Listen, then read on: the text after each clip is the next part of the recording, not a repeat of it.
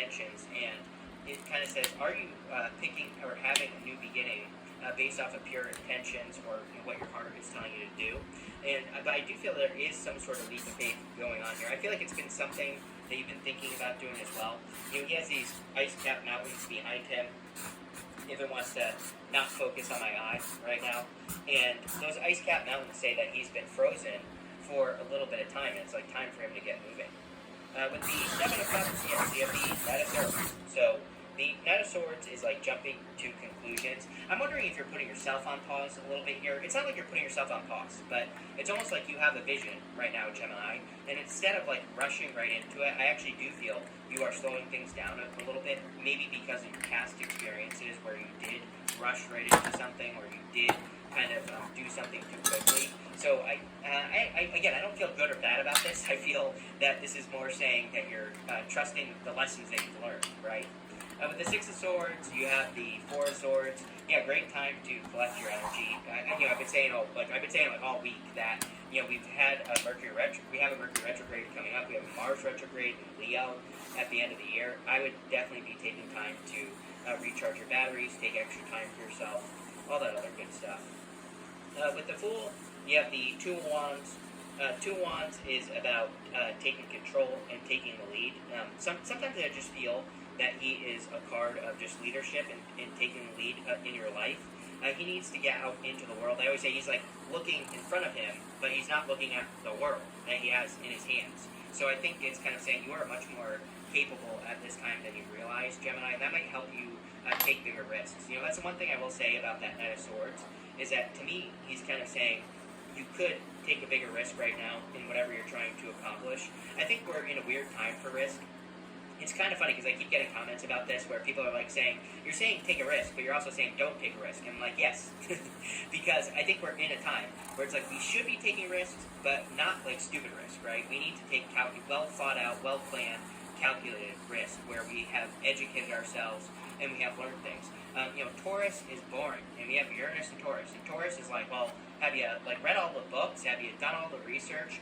The problem with that is analysis paralysis, right? So I think that we're in a time balance where it's like, yes, sometimes I do say do this, but also don't do that, right, in my readings. But it's because we're in a time where I think we have to kind of, not take things so literally, and we need to do things in balance and do things the right way. Collective, you have this card that says Spirit has your back. So I think that all in all, no matter what, with all the craziness going on in the world, that Spirit has your back. Spirit wants to help you and guide you and is supporting all of you. So let's see, we have the Ace of Swords, Eight of Wands, and the Nine of Pentacles. Damn. So the Ace of Swords is a victory for all of you, or you achieving some sort of victory, or having victory. This and the Eight of Wands would represent listening to your inner voice, or kind of listening to messages. Ace of Swords can be very spiritual in a lot of ways. It can represent spiritual messages. The Collective has the Eight of Wands, and the Eight of Wands is quick success. It is that slip and slide. I think I even said when I made that comment that I think everyone should look at their life and look at where there is the most friction and try to get rid of that friction any way you can. I understand life isn't always easy. We can't completely remove everything, but what things can you do to create less friction in your life? And that will lead to quicker success. Obviously, that's how things work. You have the Nine of Pentacles here, Collective. Nine of Pentacles is pre-Empress energy, a lot of abundance, a lot of success with the Nine of Pentacles. Nine of Pentacles, it's funny, I wanted to title every single reading last week like Heaven on Earth. It's like every single reading was like saying, things in the world suck. That's why we need to create heaven on earth. We need to change the energy by creating something, beautiful in the world. So the Nine of Pentacles is about creating heaven on earth, and I think everybody should work on that. With the Ace of Swords, we have the world. Yes, are you kidding? I just said the world. So I think that everyone needs to do something to, bring heaven to earth with the world and to accomplish something great. With the Eight of Wands, we have the Two of Pentacles. Work hard, play hard. This card comes up a lot as well. I really notice the collective energies a lot in my readings, and Two of Pentacles is definitely one of them. So Two of Pentacles, work hard, play hard, needing to balance those energies. I think we need more play in the world. So more fun, more love, With the Nine of Pentacles, we have the Five of Wands. Who cares what other people are doing? Five of Wands is conflict or competition, but Nine of Pentacles is like your little own slice of heaven.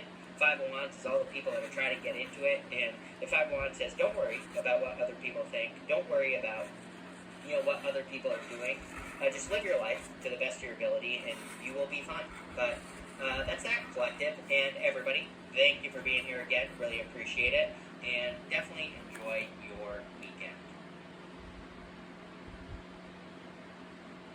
Cap, this is the second full moon in Capricorn that we are going to have here. Gemini, I mean, this would totally be you. You have this coyote spirit. It says, trust in divine detours. I always look at this coyote card as a very Gemini card, and for whatever reason. And so I feel like this is partly your energy in some ways. I also feel that it is saying trust in divine detours. I think that it makes perfect sense that like you and Pisces and also Capricorn probably could be having some experiences coming up like over the next couple weeks where you look back on things that you thought you were going to be doing right now, and you could be leaving some of those things behind. Like maybe you thought you were going to do a project and you end up changing and working on something completely different or something new. So I get this feeling of like, don't be surprised if you make like a change in what you're working on, but clearly it's going to be a change for the better, definitely. You have the Seven of Cups. Seven of Cups is being spoiled for choice. I feel pretty good about this. I look at Seven of Cups as a neutral card. To me, it's not really like good or bad. I just look at it as a card that says you have a lot of options right now. It could be good. It could be bad. There are good things and bad things in those cups, but really the choice is yours. And the whole point of the Seven of Cups is to manifest your dream here on Earth, is to bring that vision down to Earth and make it a good one. Again, he has a choice. He's looking at bad things and good things in those cups. So make sure to bring the good stuff down to Earth. You also have the Six of Swords. I'm hearing something about like a bumpy ride or something. I feel like it's been a bumpy ride for you recently, Gemini, and I do feel things are actually going to be smoothing out, or things are going to be getting better with this Six of Swords. I also look at these swords as lessons that you have learned. The swords, they kind of represent the, bringing forward the challenges, or, the lessons you learned from your challenges, all the knowledge and wisdom you've gained on your journey. So the woman and the child on the boat, they're bringing nothing with them across the choppy waters except for their knowledge. And so I do feel, part of me kind of does feel that you are needing to look at the things that you've learned and need to pay attention to lessons. Like in love, did you learn any lessons that you can avoid the next time? Same thing at work or business or anything else you're doing. I also get moving here. I'm getting a lot for you, Gemini. It's kind of your time right now. Jupiter in your sign, so it makes sense, but I feel there's a lot going on. You have the Fool, and the Fool is about taking a leap of faith, of course. The Fool is also kind of like connected to your heart, and he has this white rose right here, and the white rose in the tarot represents purity, and it represents pure intentions, and it kind of says, are you picking or having a new beginning based off of pure intentions or what your heart was telling you to do? And but I do feel there is some sort of leap of faith going on here. I feel like it's been something that you've been thinking about doing as well. He has these ice-capped mountains behind him, if it wants to not focus on my eye right now. And those ice-capped mountains say that he's been frozen for a little bit of time, and it's like time for him to get moving. With the Seven of Cups, yes, you have the Knight of Swords. So the Knight of Swords is like jumping to conclusions. I'm wondering if you're putting yourself on pause a little bit here. It's not like you're putting yourself on pause, but it's almost like you have a vision right now, Gemini, and instead of like rushing right into it, I actually do feel you are slowing things down a little bit, maybe because of past experiences where you did rush right into something, or you did kind of do something too quickly. So again, I don't feel good or bad about this. I feel that this is more saying that you're trusting the lessons that you've learned, right? With the Six of Swords, you have the Four of Swords. Yeah, great time to collect your energy. I've been saying all week that we've had a Mercury retrograde coming up. We have a Mars retrograde in Leo at the end of the year. I would definitely be taking time to recharge your batteries, take extra time for yourself, all that other good stuff. With the Fool, you have the Two of Wands. Two of Wands is about taking control and taking the lead. Sometimes I just feel that he is a card of just leadership and taking the lead in your life.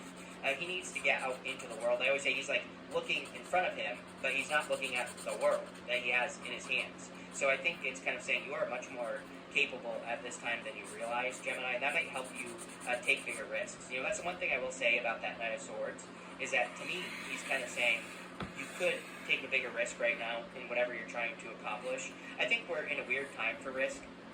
It's kind of funny because I keep getting comments about this where people are like saying, you're saying take a risk, but you're also saying don't take a risk. And I'm like, yes, because I think we're in a time where it's like we should be taking risks, but not like stupid risks, right? We need to take well thought out, well planned, calculated risk where we have educated ourselves and we have learned things. Taurus is boring, and we have Uranus and Taurus. And Taurus is like, well, have you read all the books? Have you done all the research? The problem with that is analysis paralysis, right? So I think that we're in a time balance where it's like, yes, sometimes I do say do this, but also don't do that, right, in my readings. But it's because we're in a time where I think we have to kind of, not take things so literally, and we need to do things in balance and do things the right way. Collective, you have this card that says Spirit has your back. So I think that all in all, no matter what, with all the craziness going on in the world, that Spirit has your back. Spirit wants to help you and guide you and is supporting all of you. So let's see, we have the Ace of Swords, Eight of Wands, and the Nine of Pentacles. Damn. So the Ace of Swords is a victory for all of you, or you achieving some sort of victory, or having victory. This and the Eight of Wands would represent listening to your inner voice, or kind of listening to messages. Ace of Swords can be very spiritual in a lot of ways. It can represent spiritual messages.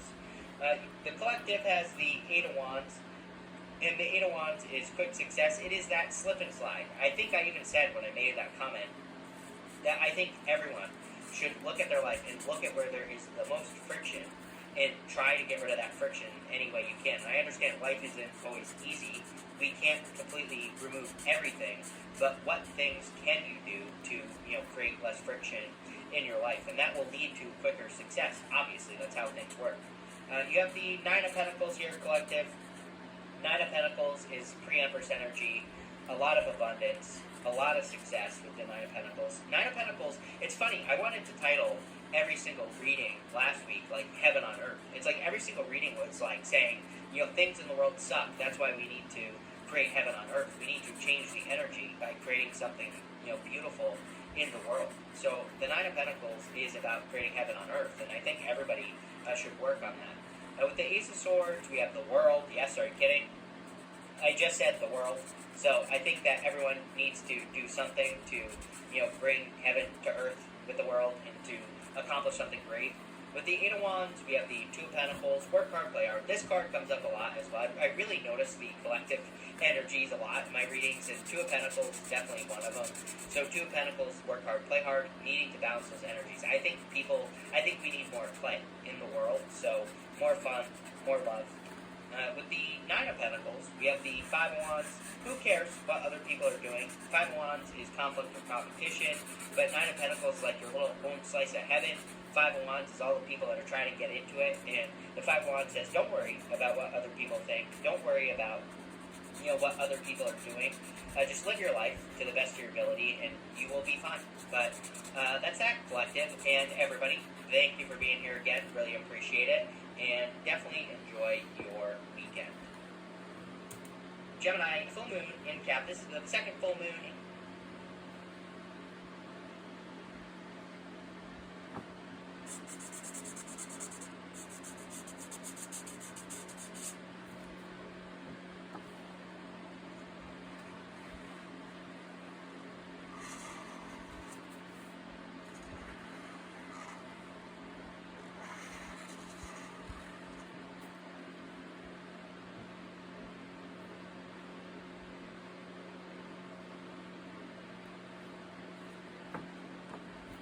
Four Pagers hooked this up. This is a new product here that they came out with. It is meat in a can. Alright, multiple types of meats. Alright, so what we have here, looking at everything, we have in the AM. This is a talk about language and circumstances. So it's been a while since I've done any of the audios or videos or anything.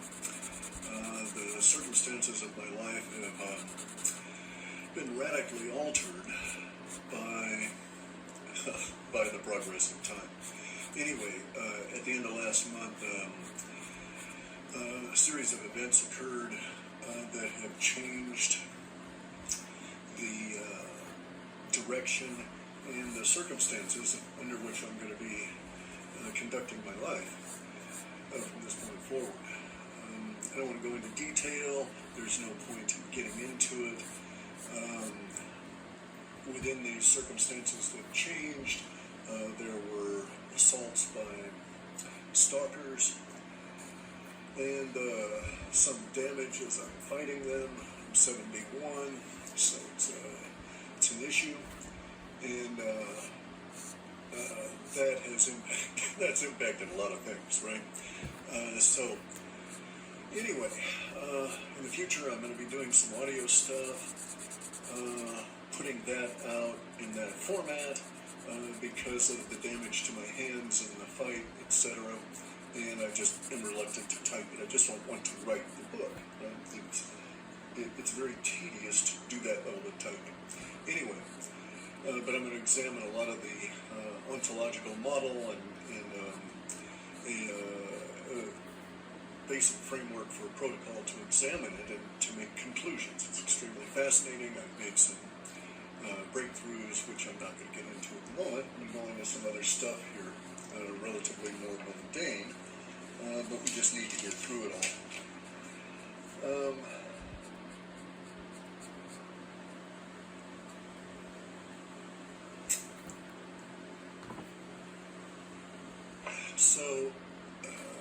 So how do I want to get into this?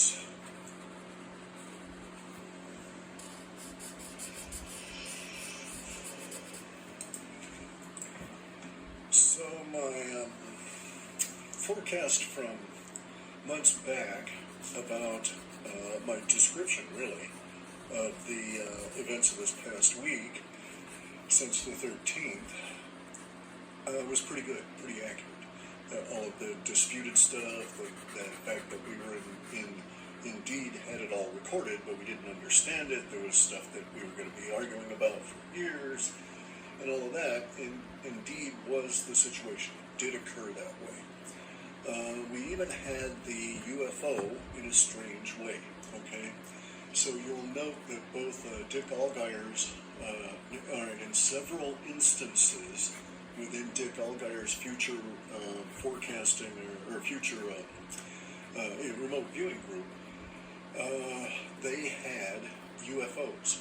And in some cases, like Dick Allgire had direction, speed, relative size, all different kinds of things, and they described it as though it was a UFO.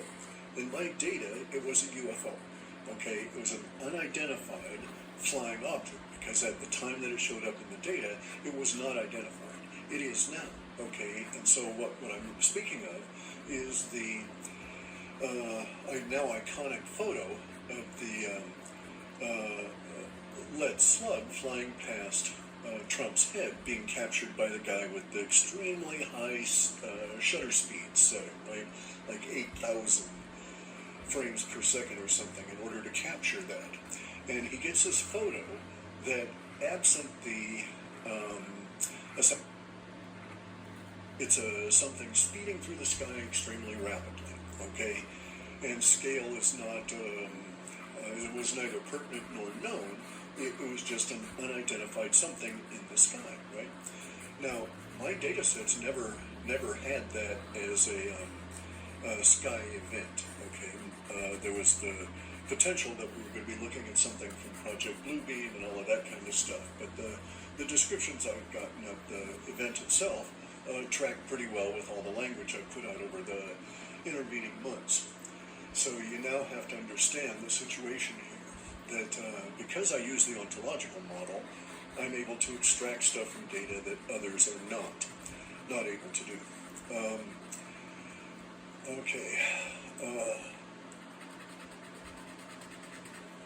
That data extraction has proven itself prescient. My inability to get the 13th versus the 15th correctly is just an artifact of the timing and the amount of values or the numeric values I've assigned to specific words, which even so, a day and a half is pretty, or 2 days is pretty close, right? And so it's like, yeah, okay, I can say that was a pretty good hit. Now,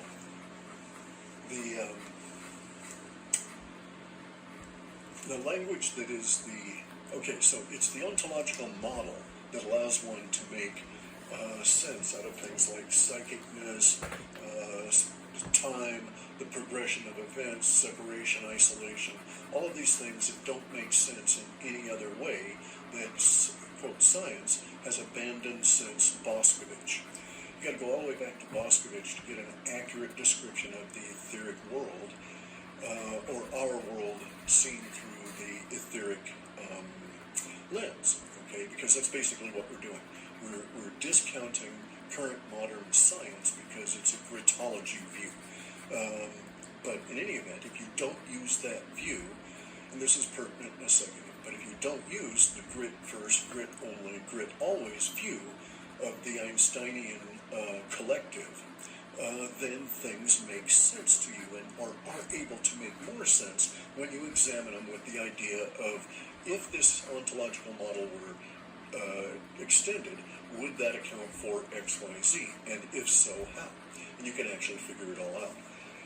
Or at least get a close enough working approximation to be able, as I have, to make accurate forecasts, okay? And so, Dick Allgaier and his RV group are experiential forecasters, okay? So in that sense, they're in the very long, ancient tradition of shaman who would induce altered states in their minds. He does as well, although without drugs, in order to retrieve information that is not linearly or generally available within the linear progression of time as our minds see it. And so, in that sense, Dick Allgaier and his group, you know, their history, their lineage goes back tens of thousands of years into the distant past in our previous travels through the Yuga. And so he is an experiential. He literally can look out. It's like he sees, he walks along and he experiences and he sees the pilot change on the road, right? The nickels and dimes and quarters that someone has dropped. Okay, now my approach is not that. My approach is not experiential. My approach would be akin to having a recording or a microphone and hearing a big pile of change being dropped, and from that making inferences as to the amount of coins in their individual makeup, right? So in that sense, I'm an analyst, not an experiencer. Now, obviously, Dick Allgaier has the benefit, his crew has the benefit of not having to invoke those mental filters to do the analysis and all of the fucking tedious work of it all, right? He experiences it, and then he interprets it, tells you what they experience.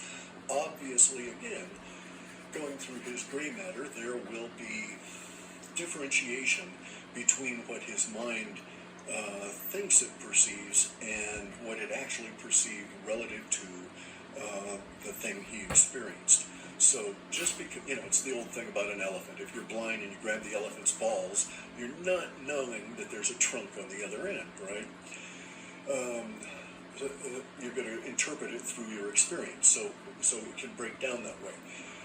And that's why they are amazingly accurate and also continuously a little bit wrong, a little bit off, okay? Or that it is difficult for them pre-event, pre-manifestation, to determine the overall nature of the event. Just like with this last forecast where I pointed out everything that's going to happen on the 13th, but I was doing so from the effects that would manifest, all right? Not a description of the event itself, but rather how we would all be dealing with it afterwards, because that's what I have, the language describing our reactions, our emotions, and the subsequent chain of actions that would occur from the event itself, but without really regard to the event itself. And here it makes sense. And while it should, you would think it would be logical, is not a descriptor. It is a label. Labels are applied after the manifestation. Descriptors are that language that appears in my language field ahead of time, from which I may, or in this instance may not, be able to determine the nature of the event itself. And here you have the additional aspects of this particular event, which was the very sudden sharp spike up, and then all of the release language. At the time the release language was coming out, the amount of unknowns is significantly larger than the amount of knowns. So the amount of descriptors going to this is an unknown aspect, but it has these characteristics, vastly outnumbers the number of descriptors that went to this would occur, and here are the implications. So it is a very difficult task. Now, I'm not alibiing the work involved, right? I'm not saying, oh, it's just so difficult I wasn't able to do that. I'm trying to tell you an aspect of the language in a very confusing situation that goes to how the process works. Even more so, it goes to how language and psychic leaking and psychic impression work within our reality.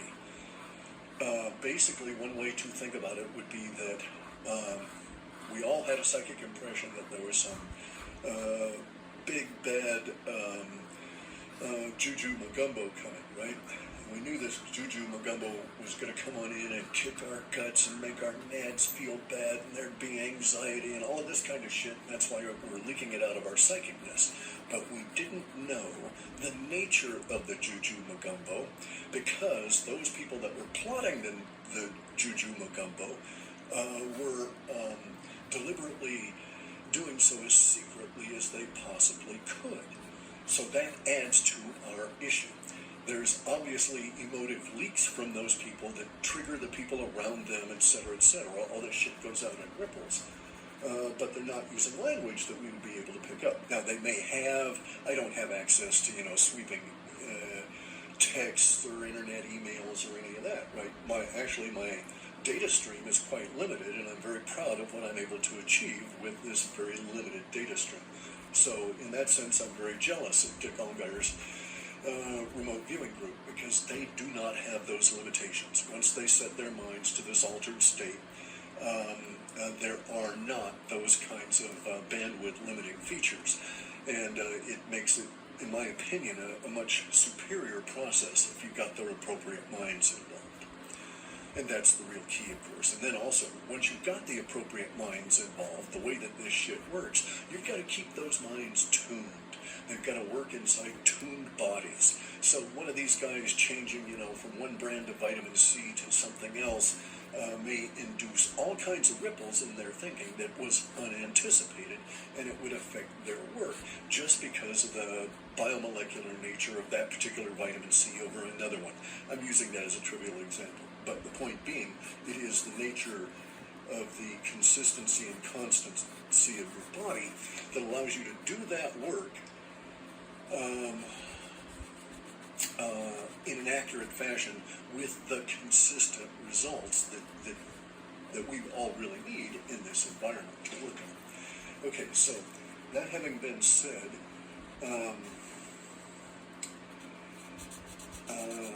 so it is the nature of language itself that I explore as it expresses itself through humanity. So in that sense, I'm attempting to interact with or analyze the larger collective consciousness as it expresses itself through our individual components. And so if one wanted to look at it a particular way, we could think of humans as being the neural net bots and that are being used to train an AI. and that our collective consciousness could be considered to be that AI training itself on itself. So somewhat circuitous, but nonetheless it gives an idea of the delicacy and the nuances involved in the process here. This is so we're always going to be wrong. I'll always have big chunks of stuff that I miss simply because it's not manifesting in a way to be able to pick up in the data that streams into my bandwidth for this particular process. Okay, so acknowledging that wrongness, probably the best way to look at these things at a practical level. If I was outside the process and was into this, I would read the shit that I write, and then I would join and follow Dick Allgire's future forecasting group, and I would fuse them. Right? I would make a determination as to where the Dick Allgire guys are all, where their little holes are in their process, and then see if those could be overlaid with the larger patterns that I come across, and it would present a much more accurate view, the fusion of the two. Now, there's things we need to understand about language in very serious ways, right? Because we can use that to coordinate life on Earth and our exploration of the material. And just by having the ontological view, just by understanding how the universe is actually structured. So now, I'll tell you some secrets here, or not secrets, but some things that have happened in all of this process in the last month or so that I find interesting, and that may benefit me by other people knowing ahead of time, right? So one of the things was that I was approached by a very large firm, or a firm, a company, a corporation, to buy my code. I was feeling really down as a result of all of the physical, deeply disturbing physical problems that I'm dealing with in my physical reality, and so I heard them out and listened to their offer. And then I investigated. Okay, it turns out they're Israelis.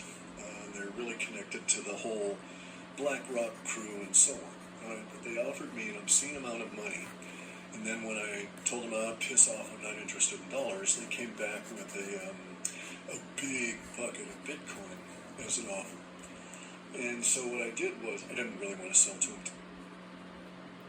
Actually, I would not have minded taking their big chunk of, their big bucket of Bitcoin in exchange for my code, but they wanted something else, which is they wanted up to a year of my time to teach them how to use it. Okay, and then I discovered they were Israeli, and I knew instantly at that point that they would never be able to grasp the concepts that are inherent in the code, and I would be working very hard for a year to fulfill my part of a contract, should I have entered into it with them, against a probability of failure just because of the way that their minds work. You have to understand that the Israelis are ritualists, okay? They think that if you stack the grid in an appropriate way, you can get the golem to come alive, the Frankenstein to become alive if you just zap it with the appropriate energies. Okay, they do not grasp the ontological model, and their minds are hardened against it through ritual, which deprives their minds of a flexibility and a freedom to consider other aspects of things. So it becomes something of an issue. So I made a test. So in my test there, I provided the potential buyers with 3 examples of old language, right? And the way it works, I get this like less than 100 words, usually on the order between 30 and 60. Everyone deserves the fastest, most reliable internet speeds, regardless of where they live. With Spectrum, 60 words that are the key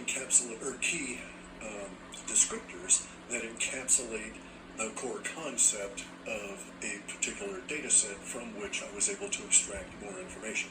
So I gave them the initial descriptors that showed me that the 2008 financial crash was coming and the nature that it would express. And I gave them the language that I used for blogs on boats about the Costa Concordia sinking, and then one other one for extreme weather events.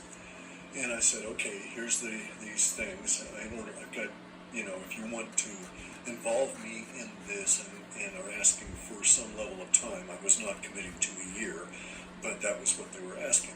Then I said, then you've got to show me that you have the ability somewhere within your organizations to suss this stuff out. In other words, let me see the nature of the minds I'm going to have to interact with. Give me an analysis of these three groups of language and what they point to. And they worked at it. They had 5 days, and they worked at it, and they came back, and they missed all three, 100% missed all three, and were, so it was a no go. It was just, it was a real good excuse at the time for me to just tell them, no, piss off, I'm not interested in dealing with you. I would sell you my code, but it's not going to aid you. Your mind simply can't grasp it or do the work that's necessary. This has to do with the nature of language, how language itself functions in the mind and the brain. Okay, there's a big damn issue there with the brain itself, and the impact that that functioning has on the tools you use, your mind and your brain. In other words, Hebrew is an extremely limited language. It's not only harsh and guttural in terms of how it is expressed, but it is a small corpus language. There's not hundreds of thousands of words in Hebrew. At the time the Bible was written, there were over 300,000 words in Greek, while there were only 8,000 words that existed in Hebrew. All right, so it shows you the limitations of the minds. And the nature of the structure of the Hebrew and how it is a primary language it used for thinking. The nature of that structure is hierarchical and bottom-up, so to speak. Okay, so it forms certain structures and frameworks in your mind that are very difficult to overcome, that is very difficult to step outside of and see around. Now, there are other things about language, and, well, just as an aside, okay, so if we look at Greek at the time that the first Bible was written in Greek, so it was originally, all of the Bible was originally written in Greek, including all of the Torah stories, right, in all of the various different forms. Bear in mind that there was over 1,300 versions of the Torah. Nowadays, we only have this one, or two, or three, or nine, not very many official versions, right? But there were family Torah, the same way we get family Bibles. And many of those were historically able to exist up until like a couple hundred years ago when they were snatched up by the Elohim worship cult that made a deliberate decision to own what was known as the rag trade, which was the used books. And they would buy all these books and keep them and not let them be resold. And so they were able to restrict history that way. Anyway, okay, so we, in our current time, I call the space aliens that invaded the Elohim. That is a Hebrew word. That is the Hebrew plural applied to the word El. Okay? And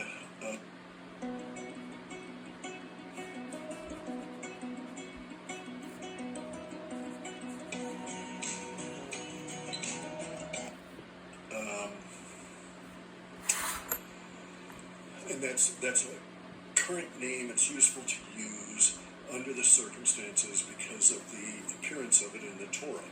But here's the thing. Before we had a Hebrew Torah, so it was originally in Greek, then it was transliterated into Hebrew, and then from there it's transliterated back out to Hebrew, or back out to Greek, Latin, and English, and German, etc., etc. So it was this double transliteration that lost all of the nuance and technical aspects of the Bible in the Old Testament in the process of the Torah's creation. Now, we don't have any officialdom that's going to ever agree with me on any of this shit, and it's all deliberately done so that we have this ambiguity and questions about all of these things and disputes. Okay, so anyway, the language at that time in ancient Greek had an interesting feature to it that we don't acknowledge now as that's often overlooked by current modern linguists, and that is that so Hebrew at the time, Hebrew is an 8,000 word language, had no vowels. The vowels are these little dicritic and subcritic marks that are made on the consonants, and it tells you by the position. But we don't know how it's actually pronounced. We don't know if they're pronouncing them as a long E, a soft E, an A, this kind of thing. Usually we tell things like O's, right? But anyway, so Greek had, and that's a hidden assumption in Hebrew that you need to know about in order to read the language effectively.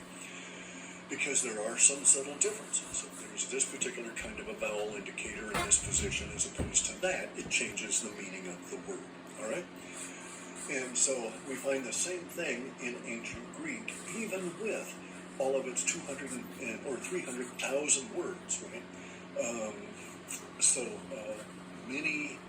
Many times as number of words in Greek at the time of the Bible than in Hebrew. And Hebrew was very much a restricted,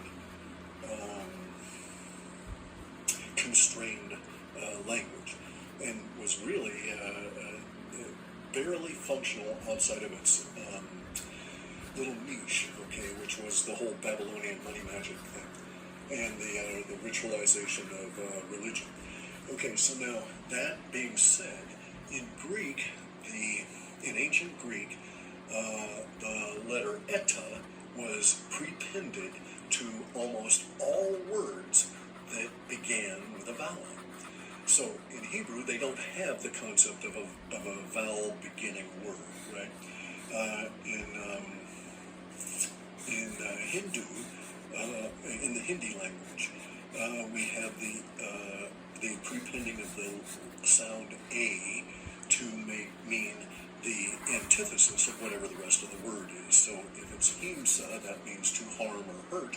If you say ahimsa, that means to do no harm, do no hurt, right? That's the way the language worked. There was a similar function in ancient Greece, or ancient Greek, okay, and it was around this the letter eta, which was pronounced as an aspirated H. So, if you don't know this, then you don't know how to express ancient Greek versus modern Greek. You would see it written with a particular vowel beginning the word, and you would just start speaking the word at that vowel, and you not being cognoscenti of the nature of the language at the time it was being used, you would not know to put that H sound in front of it. And so, so the Elohim,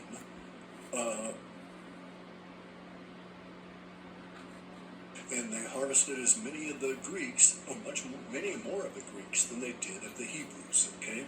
And so they've been a problem to Germans, to Russians, to Chinese, everywhere. There's very few places on the planet that did not suffer, that humanity did not suffer the Elohim. In ancient Greece, they knew these people as the El. Okay, that's so when the had gotten the shit kicked out of them, they said, "Well, what do you want us to call you? Hey boss, what do you want us to call you?" The Elohim said that we are El. Okay, El. Well, in ancient Greece, that's going to be prefaced by the aspirated H. It is from that affectation, from that aspect of the Greek language, that we get the word hell, okay, because that's how the Greeks would have pronounced it. The aspirated H, it would just be harder than I'm saying it, and it would following that would be the EL. So it was, hell is not a place.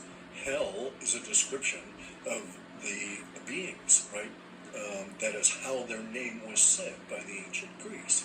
And so you would be we took that as a physical place of maiming and torture and everything, problems for humans. That's our history with it.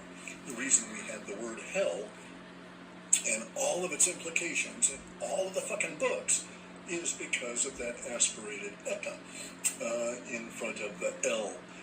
And so they were called hell by the ancient Greeks, right? Anyway, we have to examine and understand the limitations of the language that we use to express our thoughts, and also the constraints that the language itself puts on our thoughts in order to do a lot of this kind of work. Now, Dick Allgaier, as I say, he does not. He can just render it in our current language and be done with it because of the experiential nature of his view into the future there, right? So,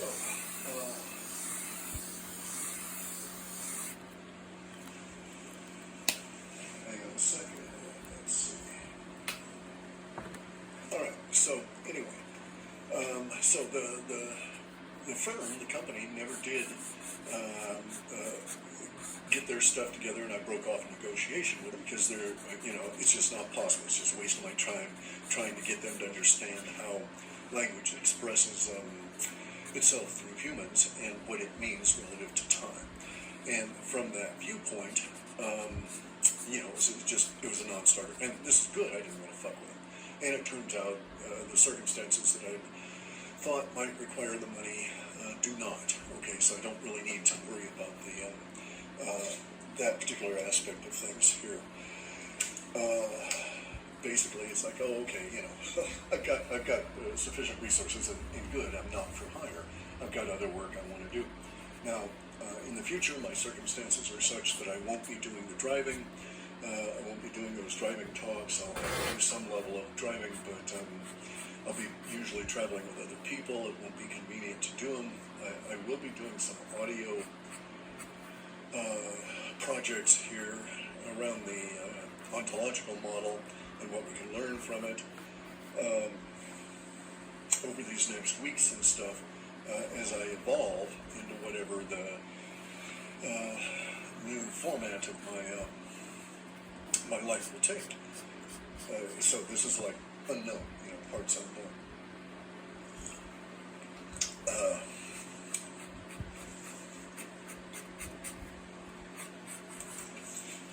So anyway,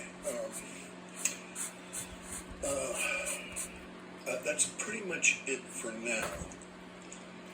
And I did want to say, though, that in the data sets that were around for the immediacy data for this past week, I also have hints in that data, and I haven't explored it. It's just... Squarespace's creative tools let you design a unique, engaging website that fits your personal style and professional needs. Start your free website trial.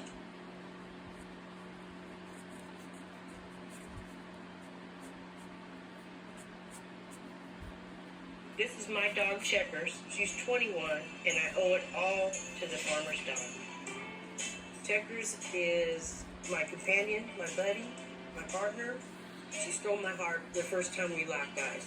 She looked at me, and I looked at her, and that was it.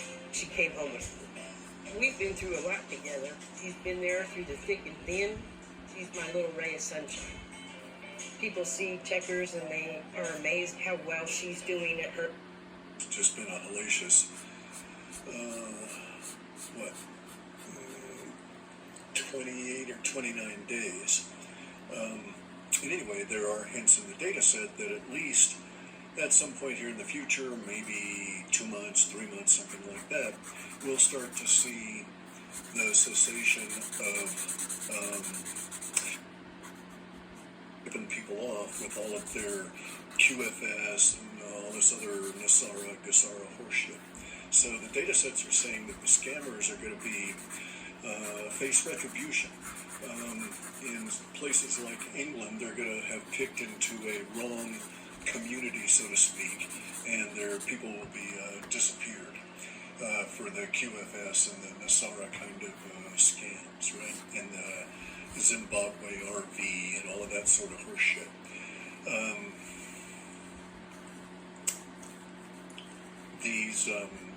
And this will be good.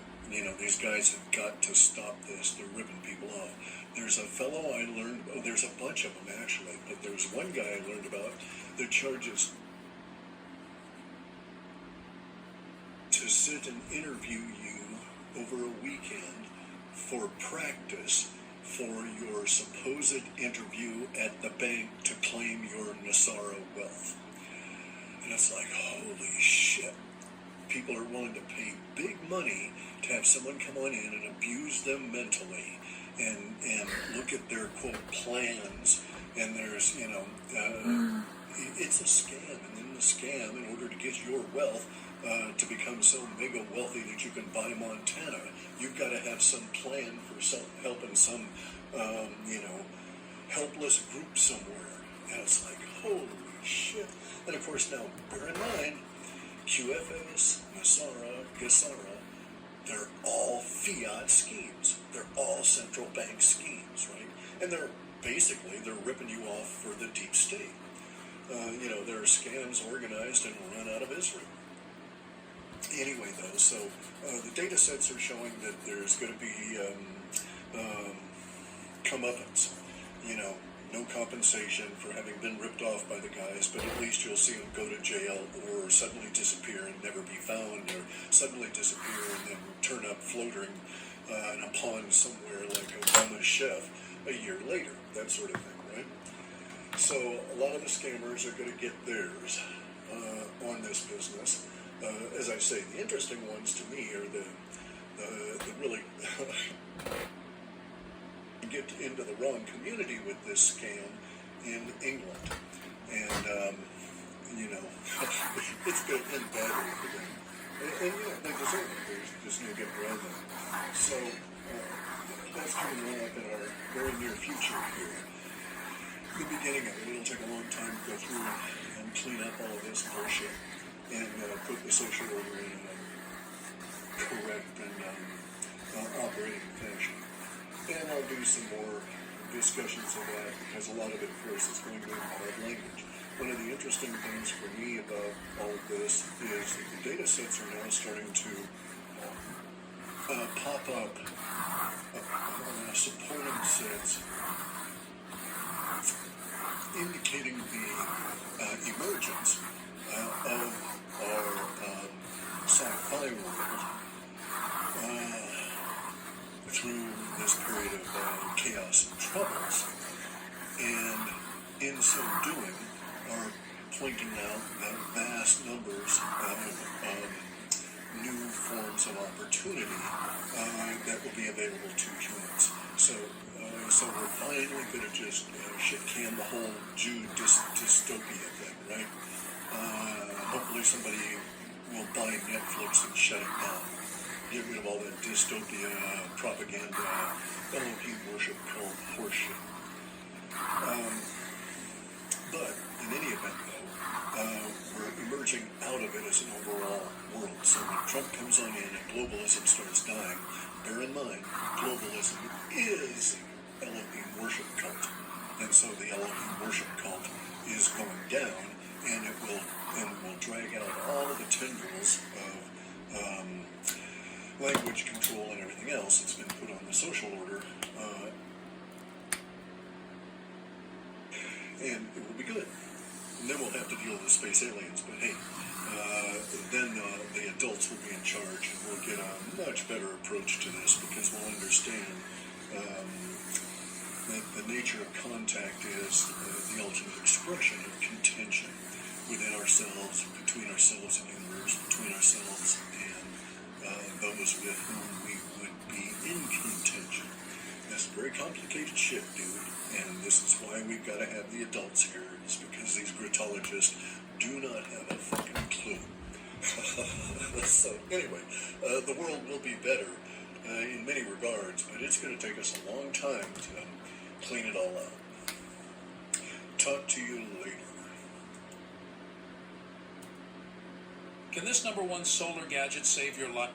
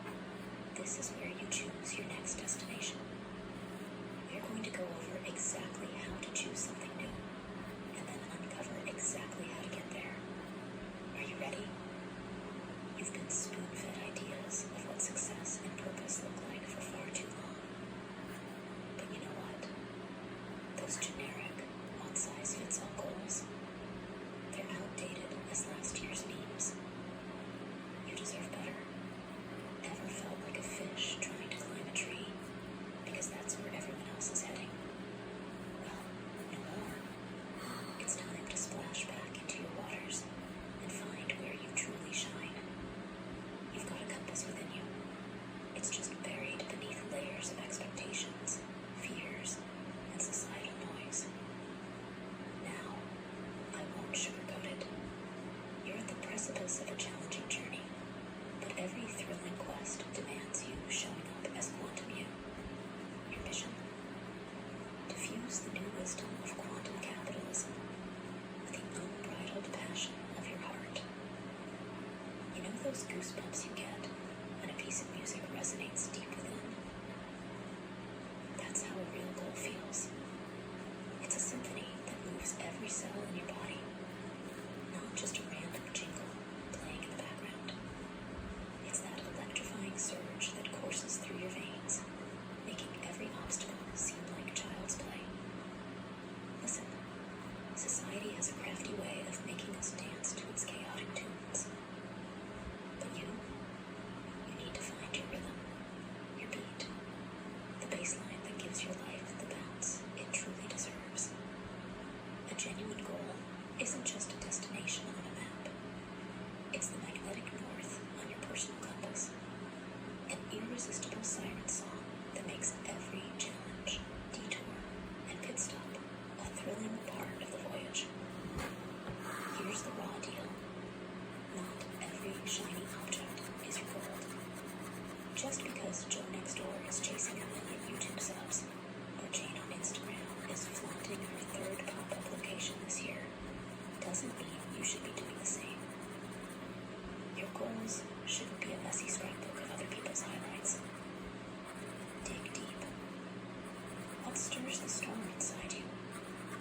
Is it creating art that will be remembered for eons? Or is it helping one person each day connect with knowledge that will enrich their life? Maybe it's both, or neither. But remember, a goal that's authentically yours will never feel like borrowed robes. It'll fit you perfectly, tailor-made for the royalty that you are. Picture 2 divergent paths, each with its own character. One stretches out smooth, paved, and bustling, hosting the masses, the Toms, Dicks, and Harrys of the world. The other, however, meanders through rugged terrain, wild and untamed, but undeniably majestic. The journey towards your true goal may not always be the easier route, yet it promises to be worth every bruise and every breathtaking vista that awaits you. Now, let's dive into the art of distinguishing whether a goal is genuinely yours or if you're simply riding the wave of societal expectations. Consider the oh hell yes factor. It's all about that deep dive resonance, that exhilarating moment when your goal strikes a chord deep within, like the bass drop in your favorite song. This isn't just alignment. It's a seamless fit, like slipping into your most comfortable pair of jeans. You're not merely interested. You're on fire with a passion that rivals spontaneous human combustion. Your strengths and talents take center stage on this path. Embrace growth like a Pokemon evolving, but with fewer battles and more self-discovery. Your goal extends beyond yourself. It's a force for positive change in the world. This isn't about external validation or impressing others. It's an intrinsic desire that comes from within. Now, let's address the NABRO indicators. If your primary motivation for a goal is the pursuit of likes, shares, comments, or nods of approval from others, it's time to reconsider. Are you striving to keep up with the Joneses? Remember, they might be drowning in debt and misery. If the goal lacks the spark of excitement and is as thrilling as watching paint dry, it's probably not your jam. A goal that feels like a perplexing maze, leaving you lost and bewildered without any cheese at the end, is likely not your true calling. Feeling like a pressure cooker about to blow its top. It's a sign to release the steam and seek a different recipe. If the path to your goal leads you through a graveyard of your values and integrity, it's time to make a U-turn. Beware of goals that function like black holes.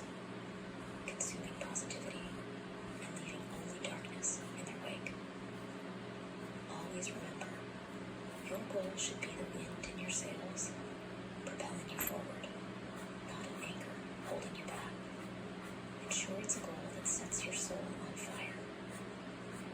Alright, let's cut through the fluff. Remember that band-aid I handed you in phase 1? Time to toss it, because we're diving into the cure. We're talking goals, but not just any goals. The kind that make your heart race and your brain light up like a pinball machine. This is the quantum capitalism playground, and it's time to dominate. Got a goal? Good start, but crank up the volume, put some muscle into it. And if you're still searching, lost in space, make finding that goal your number 1 mission. It's not just about surviving in this game. It's about owning it. Here's the deal. When your day-to-day feels like a biblical feast, everything else just clicks into place. It's like unlocking a secret level in the game of life. You don't just deserve this level up. You've earned it. So, go out there and grab life by the horns. The money shot. The soul's spotlight. Here's the raw truth. The quantum field doesn't really give a fuck about generic goals. It resonates with audacity. It leans in when you dare to carve out a path that's authentically yours. Forget the world's checklist. Your goal? It should make your heart race, palms sweat, and be so damn magnetic that it pulls you from bed each morning with a fire in your belly. The recap. Navigating towards your true goal isn't about fitting in. It's about standing out and lighting up the world with unique flair only you possess. Poke the brain. If you could achieve one thing without the fear of judgment, failure, or societal expectations, what wild dream would you chase? Your next power move. Juggernaut journal exercise. Is it for me? Objective. Align your desires and intentions with your quantum capitalist mindset by discerning which goals truly resonate with both your heart and mind. Step 1. Consider your options. Start by listing down every potential goal or aspiration that floats in your mind. These can be anything from professional achievements to personal milestones. Give yourself the freedom to think wide and broad. This is your chance